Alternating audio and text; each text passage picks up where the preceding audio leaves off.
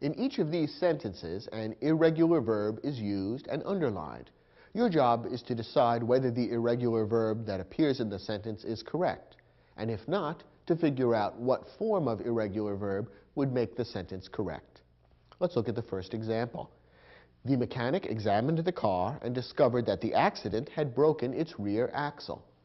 Now, in this sentence, there are three separate events: the examining of the car, the discovery, and the breaking of the rear axle. What is the sequence among these events? Well, the examining of the car and the discovery are both past events. They happened at some time in the past, and they happened at around the same time. In fact, it is while examining the car that the mechanic made the discovery. So those two events are both past events which should be described in the same tense. And that, in fact, is what the sentence does. The past tense is used for both of those events. Now, what about the breaking of the axle? When did that occur? Well, that also occurred in the past, but it occurred prior to the examining and the discovery. In fact, it's because the axle was broken that the driver brought the car to the mechanic in the first place. So the breaking of the axle is a past event that occurred prior to a couple of past tense events. Therefore, the breaking of the axle should be described using the past perfect tense. And that's what the author of this sentence is trying to do. It says the accident had broken its rear axle. Remember that the past perfect tense is formed by using the helping verb had and then the past participle of the verb. Now here comes the crucial question. For the irregular verb break, is broken the past participle? In other words, is this irregular verb correct? The answer is yes, it is correct. If you look on your chart in the study guide, you can see that for the irregular verb break, the four principal parts are break, breaking, broke, and broken. So broke would be the past form, which would be used by itself.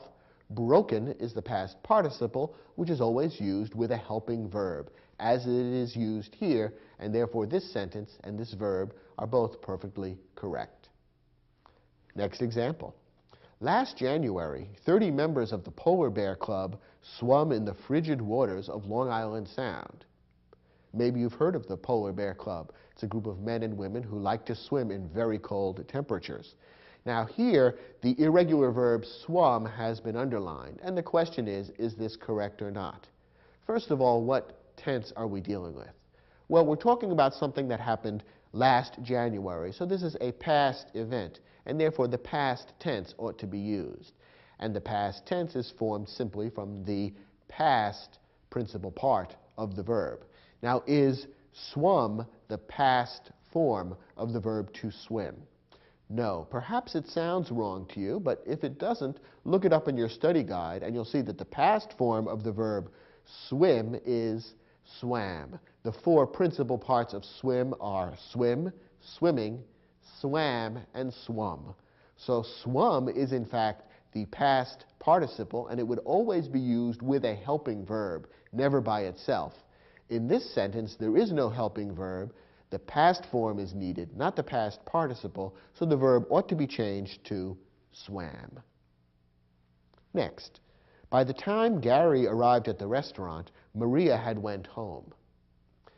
Here again we have two events happening in the sentence. The first event that's mentioned is Gary arriving at the restaurant, and that's described in the past tense. Before that was the time when Maria went home. Therefore, we want to describe this past event which occurred before a past tense event using the past perfect tense. And the past perfect tense would use the helping verb had followed by the past participle. The verb in this case is go. Is the past participle of go went? No, it isn't. Once again, perhaps you can hear that this is wrong. If not, look it up in your study guide, and you'll see that the past participle of go is gone, and that's what ought to be used in this sentence. The past participle is the form that's always used with a helping verb. Instead, the author of this sentence has confused the past with the past participle and has used the past instead of the past participle. Remember, the past would always be used by itself, the past participle with a helping verb. The four principal parts of the verb to go are go, going, went and gone. And in this case, the past participle gone ought to be used, and the sentence would then read, by the time Gary arrived at the restaurant, Maria had gone home. And that would be correct. Next example. With a triumphant grin, Sam laid his cards face up on the table and declared, 3 kings. So Sam has won this card game, but has the proper irregular verb been used? Well, let's begin by figuring out which of those 2 tricky irregular verbs would be proper in this sentence. Do we want the verb to lie or the verb to lay? Well, remember, the verb to lie is an intransitive verb that doesn't take a direct object. The verb to lay is a transitive verb that does take a direct object. In this sentence, is there a direct object or not? Is something receiving the action of the laying? Yes, there is a direct object. It's the cards. Sam is laying the cards on the table. Therefore, there is a direct object, and we want the transitive verb to lay. Now, what tense is being used here? In this case, the past tense is intended because the laying and the declaring are happening at the same time. Sam is doing both of these events in the past. They're happening simultaneously, and therefore the past tense ought to be used for both. Now, the regular verb declare has been presented to us in the past tense, which is correct, declared, but we need the past form of the verb to lay, which is not lain, but rather laid. Remember, the 4 principal parts of the verb to lay are lay, laying, laid, and laid. Instead, the author of this sentence has confused the verb to lie and to lay. We warn you that this is a very common confusion, and this sentence would be a typical example of how people use the wrong verb and thereby confuse both the meaning and the grammar. The sentence ought to read, with a triumphant grin, Sam laid his cards face up on the table and declared 3 kings. Next example. The famous Boys Choir of Harlem has sung in concert halls throughout the United States. What's being described here is a past action taking place up to and including the present.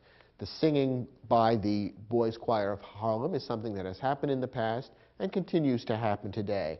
So the present perfect tense is being used here, and that's formed by the verb has, helping verb, together with the past participle. Now, is sung the past participle of the verb to sing? And the answer is yes. This is perfectly correct. The 4 principal parts of sing are sing, singing, sang, and sung. Sang is the past form and would be used without a helping verb. Sung is the past participle and would always be used, as it is here, with a helping verb. So this sentence is perfectly correct. Did you get all 5 of these sentences right? If you did, good for you.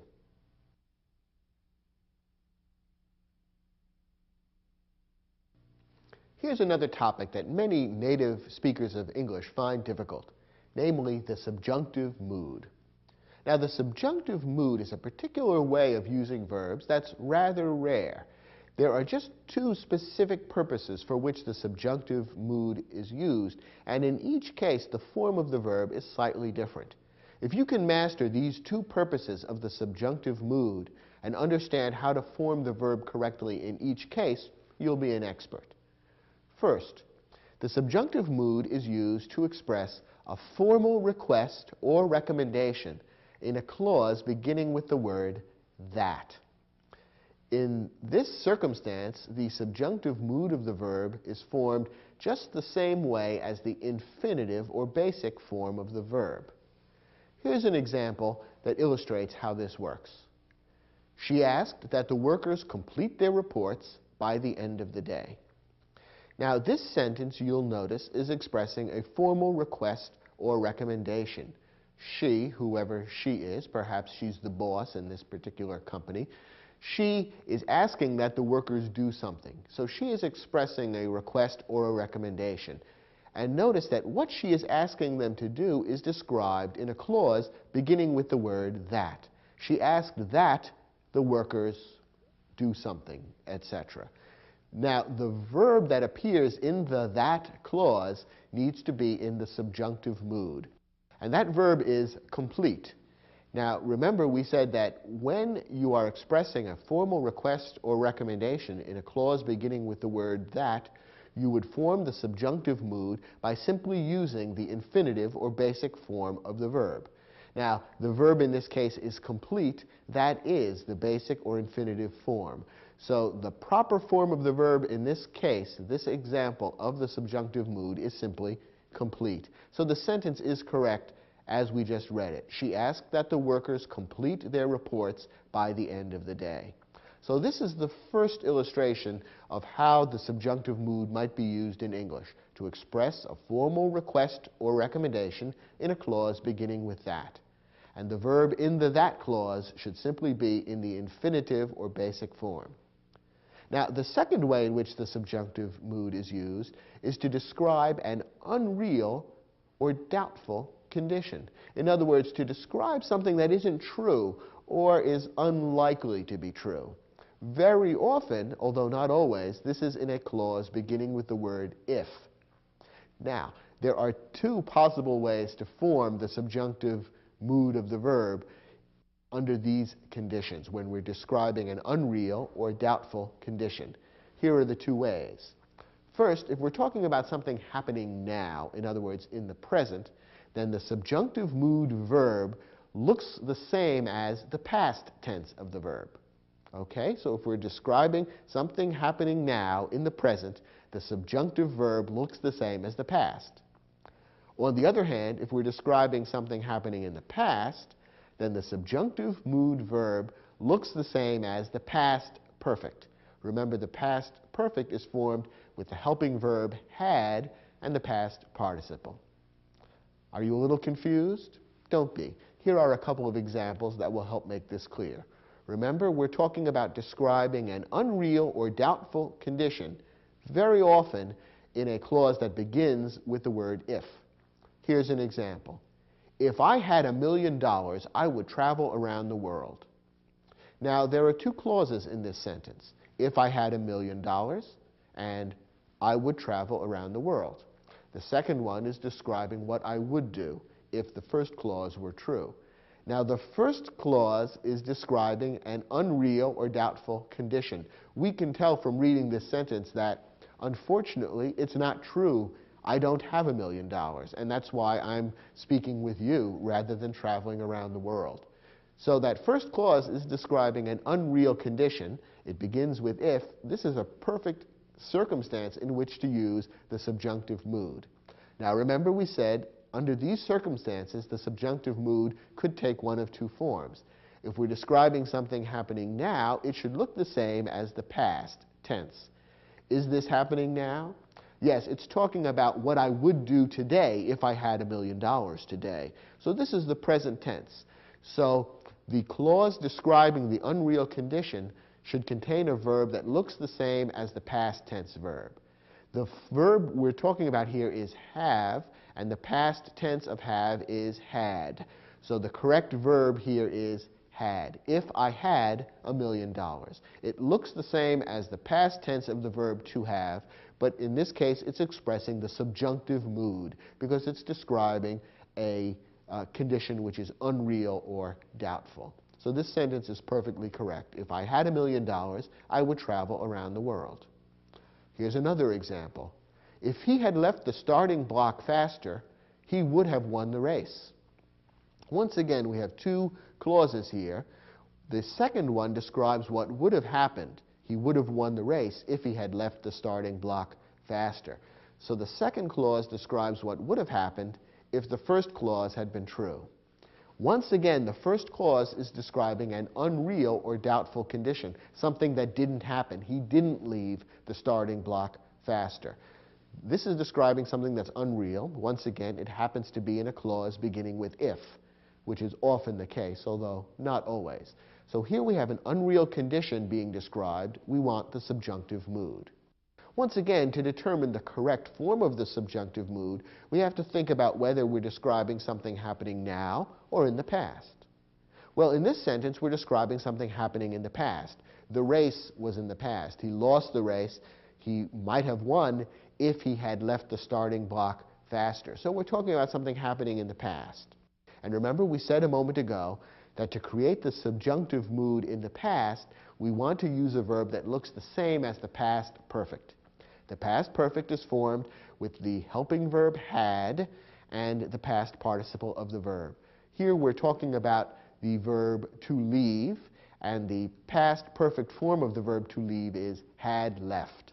So had left is the subjunctive mood verb for this particular sentence, since we're describing an unreal condition and we're describing something from the past. So the sentence correctly reads, if he had left the starting block faster, he would have won the race. One confusion that people sometimes fall into is writing an if clause describing an unreal or doubtful condition. They throw in the helping verb would sometimes, and that's not right. When you're writing this if clause, you use the subjunctive mood verb and you don't use the helping verb would. So, for example, sometimes people might say, if he would have left the starting block faster. That's incorrect. That's not the right way to form the subjunctive mood. Notice that the verb would does appear in the other clause. He would have won the race, and that's the correct use of the helping verb would. But in the if clause, you use the subjunctive mood, which doesn't include the helping verb would. So avoid that little error that people sometimes fall into.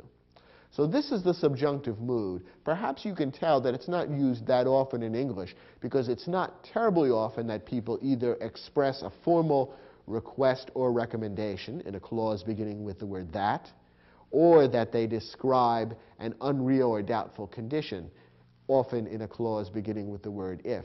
Those two things don't come up in the English language all that often.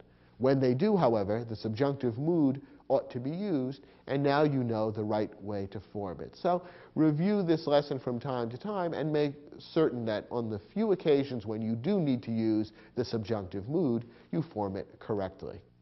In your study guide, there's an exercise that will let you practice your understanding of these rules about using the subjunctive mood. Try the exercise, and when you're finished, let's look at the questions together.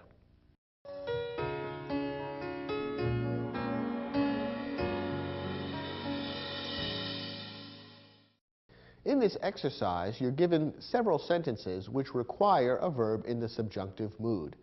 At the end of the sentence, we've suggested what verb ought to be included in the sentence, and your job is to decide how to form the subjunctive mood correctly given the nature of the sentence.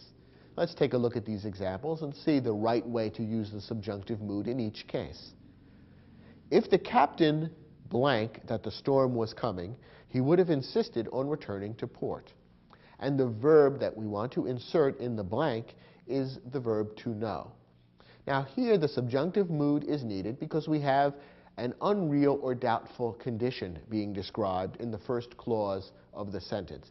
And it is a clause beginning with if, which is one of the most common ways of describing an unreal or doubtful condition. The captain did not know that the storm was coming, so we're describing something that was unreal. His knowledge of the storm didn't really happen. We want to describe this then using the subjunctive mood.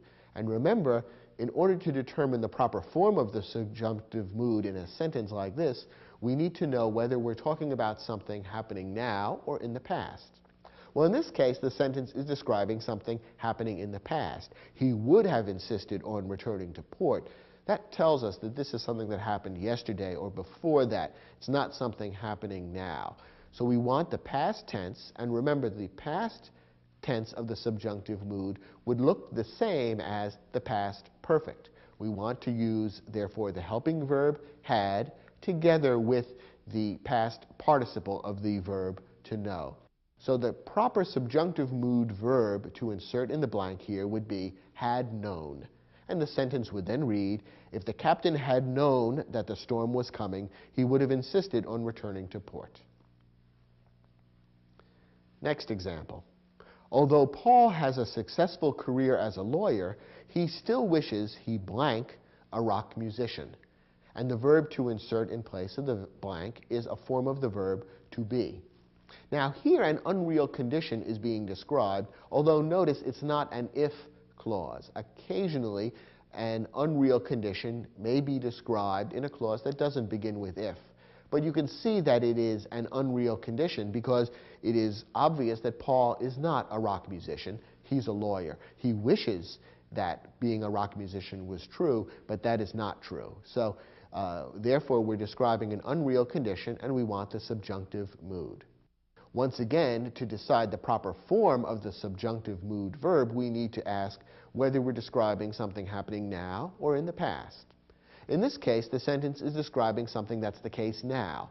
Paul today is a lawyer, and Paul today wishes that being a rock musician was his career. So therefore, we're describing something happening now, and therefore the subjunctive mood verb ought to look like a past tense verb. So we would use the past form of the verb and insert that to make the subjunctive mood. The verb to be inserted here is be, and the past form of the verb be is were. So the sentence would correctly read, although Paul has a successful career as a lawyer, he still wishes he were a rock musician. It looks the same as the past tense of the verb, but in fact it's the present subjunctive. Next example. The doctor recommended that Andrea blank a diet restricted to low-salt, low-fat foods.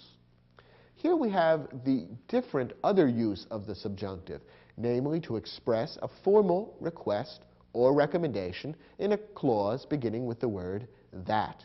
And in fact, the word recommended is used here, which gives you a very broad hint that a formal request or recommendation is being expressed here. And there is the word that introducing the clause. Now, in this type of subjunctive situation, we simply use the infinitive or basic form of the verb. It doesn't matter whether we're talking about past or present in this case. When the subjunctive mood is being used in this form, we simply insert the basic or infinitive form of the verb. So in this case, the infinitive eat is exactly what we insert. And the sentence would now read, the doctor recommended that Andrea eat a diet restricted to low-salt, low-fat foods. And that's the correct form of the subjunctive mood for this sentence. Next, wouldn't you be happy if you blank the next race? And the verb to be inserted is win. Now, once again, we have an unreal or doubtful condition being described, and an if clause is involved. The person who is speaking this sentence doesn't think it's necessarily going to happen that the person she or he is speaking to is going to win the race. The person may win the race or may not. It's a doubtful condition at best. So we have an unreal or doubtful condition being described, and therefore we want the subjunctive mood verb to be inserted, the subjunctive form of the verb win. Now, are we talking about a present or past event taking place here? Well, we're talking about now. We're saying you would be happy if you win the next race. We're talking about something happening now, not in the past. So therefore, we want the present subjunctive, which, remember, looks the same as the past tense form of the verb. What's the past tense form of the verb win? Won. So we simply insert the verb won, and the sentence would correctly read, wouldn't you be happy if you won the next race? Last example. The new law passed by the City Council requires that the mayor blank a budget for approval no later than April 1st. And the verb to be inserted is submit.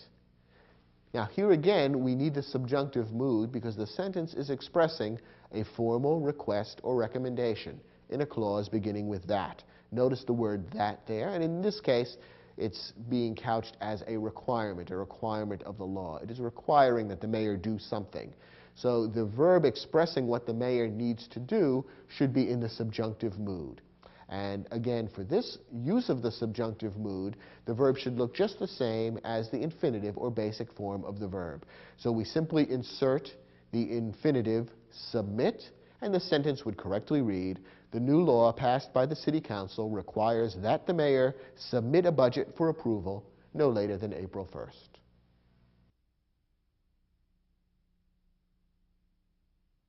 Well, the topics we've covered in this program really cover a broad range. Some of them are rather basic, such as how to form the 6 basic verb tenses that are most commonly used in English. But others were quite advanced, such as how and when to use the subjunctive mood correctly in English sentences. If you master all the verb topics that we cover in this program, you can consider yourself quite an expert in the use of English verbs. And the chances are good that you'll be able to avoid mistakes in using verbs that many native speakers of English continue to make. I hope you enjoyed this program and got a lot of useful information out of it, and I'll look forward to speaking with you about other English topics on other programs in this series.